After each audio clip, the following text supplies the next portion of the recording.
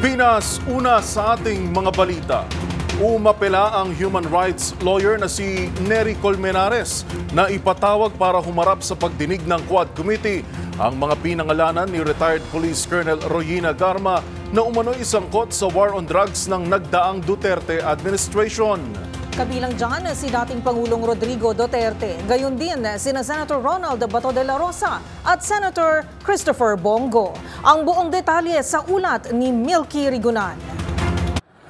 Dapat ipatawag at humarap sa hearing ng Quad Committee ang mga pinangalanan ni retired Police Colonel Royina Garma na umunoy sangkot sa war on drugs na nagresulta sa extrajudicial killings ng nagdaang Duterte administration. Itong apela ni human rights lawyer Nery Colmenares sa pagharap sa hearing ng Quad Committee noong Biyernes na sumwentro sa issue ng EJ case. Sa hearing, binanggit ni Garma sa kanyang sinumpaang affidavit na si dating Pangulong Rodrigo Duterte umano ang may pakana ng reward system sa PNP kaya nagresulta ng talamak na patayan. Bukod kay dating Pangulong Duterte, idinawit ni Garma sina Senator Ronald Bato de la Rosa na noon ay hepe ng PNP at Senator Bongo na noon ay Special Assistant to the President. Umaapela si Colmenares sa Quadcom na ipatawag sa hearing ang dating Pangulo maging sina de la Rosa at Go para malaman ang katotohanan.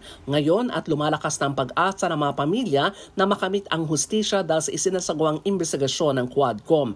Nanawagan din si Colmenares kay Pangulong Bongbong Marcos at sa Department of Justice na i-turn over sa International Criminal Court ang affidavit ni Garma at Kerwin Espinosa para ganap ng makasuhan sa ICC sina Duterte at De La Rosa. Para sa MBC TV Network News, ako si Milky Rigunan, una sa Pilipinas, una sa Pilipino.